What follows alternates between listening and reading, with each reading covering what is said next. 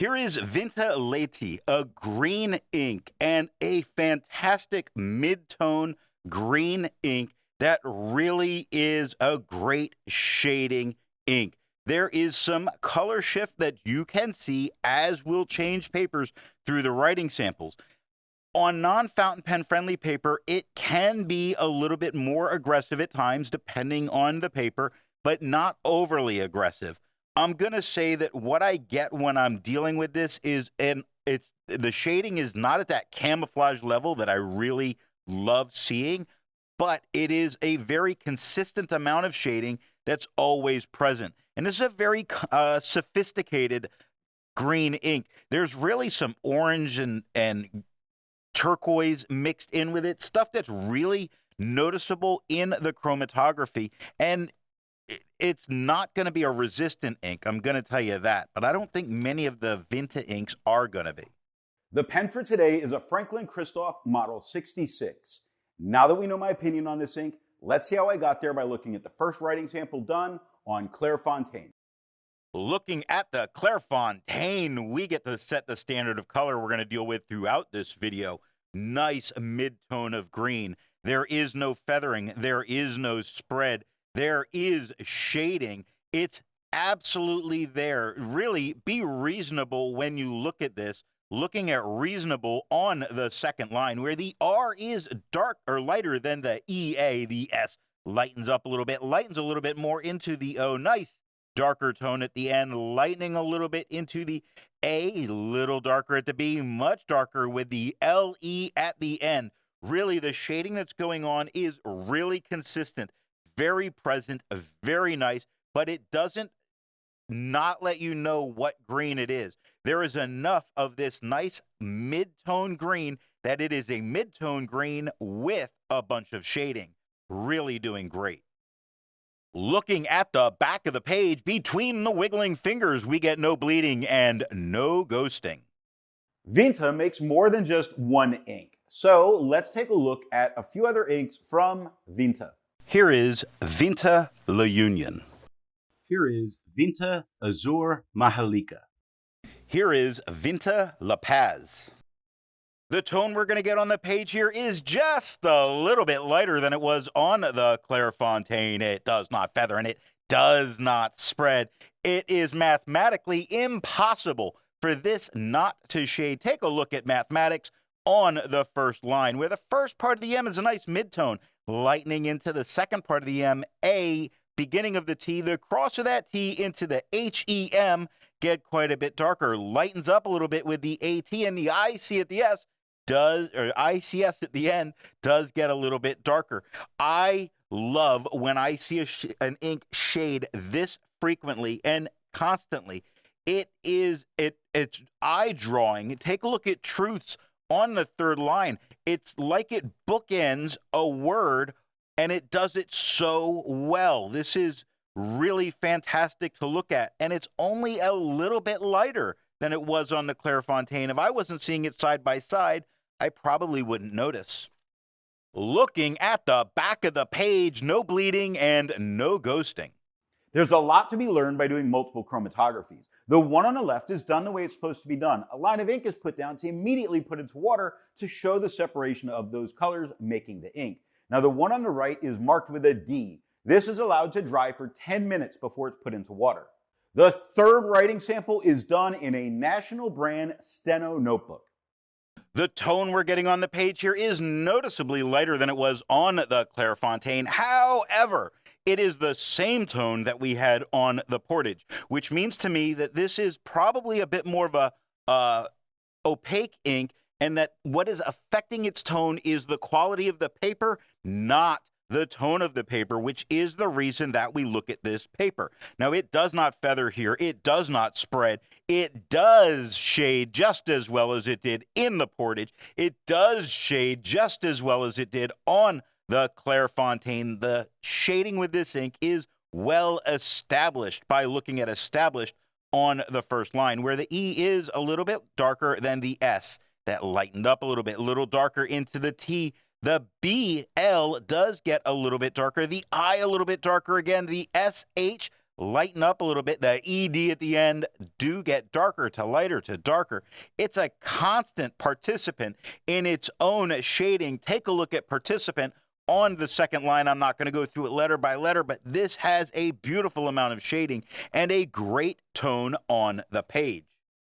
Looking at the back of the page, you see that the ink does get a little bit deeper into the paper, quite a bit. Does not come through touching the page underneath. However, you may or may not, it would depend on the pen. If I was using a wet pen, I might not be able to write on the back of the page. A drier pen, I might be able to. It's just that it gets deeper into these less expensive or non-fountain pen friendly papers.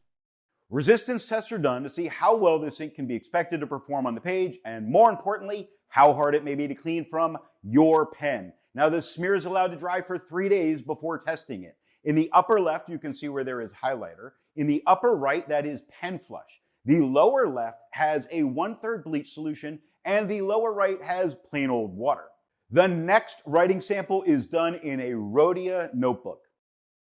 Here we get the same tone as the Clairfontaine.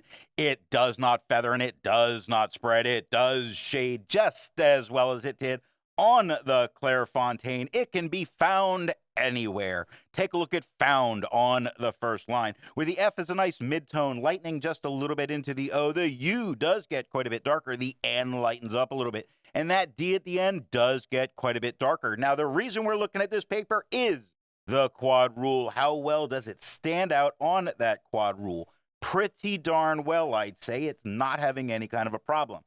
It is having some difficulty in a couple of spots. Take a look at the F's in difficulties. When it crosses the lines of those F's, you see it does cut the ink just a little bit in the bottom loops. Not the top loops, but the bottom loops. So it's just something to be aware of if that's a distracting thing to you. Looking at the back of the page, we get no bleeding, no ghosting, and nothing bled through to the page underneath, which is really obvious here. I don't know where I was going with that. It's fantastic. With over 1,000 inks reviewed, let's take a look at a few more green inks. Here is Blackstone Daintree Green. Here is Diamine Sherwood Green. Here is Geherban Emerald of Chavour. Here is KWZ Iron Gall Green number 2. All of the inks that you just saw have a review here on the channel. Now, the next writing sample is done in a composition lab notebook. Here, the tone on the page is just a little bit lighter than it was on the Clairfontaine. It does not feather and it does not spread. It does shade without any problem, really giving you a treat or no problems. So you could look at treat on the second line. We'll go to problems on the third line in a second. The TR, a nice mid-tone. The E gets quite a bit darker. The A quite a bit lighter. The T at the end, very dark.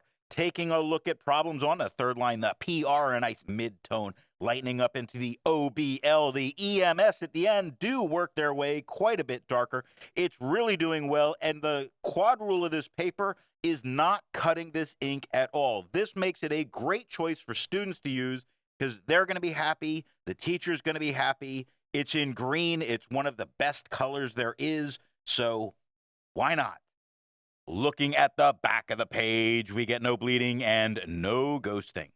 While it's nice to see inks that are in the same color family, I prefer to find inks that complement the color on the page. Here is Diamine Blaze Orange.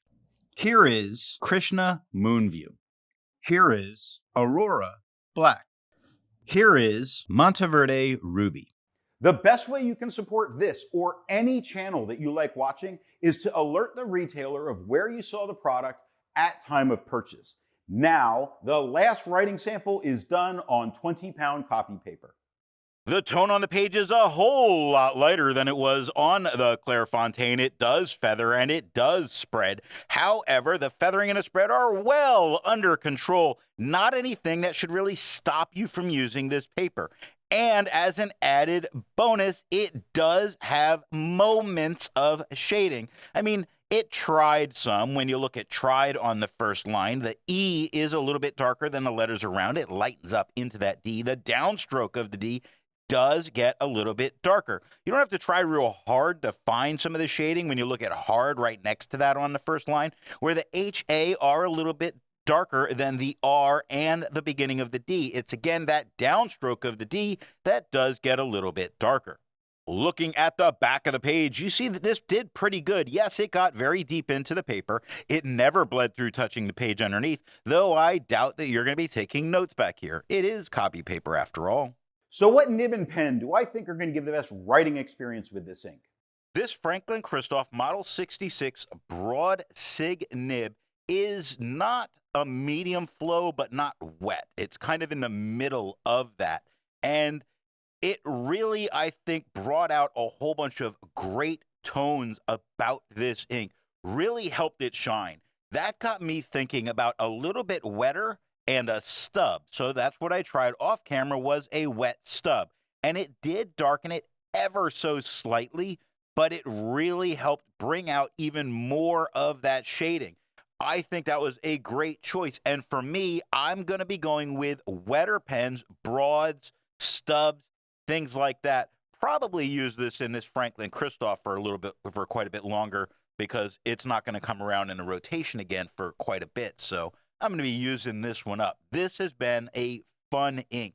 Definitely worth at least another sample, if not a bottle.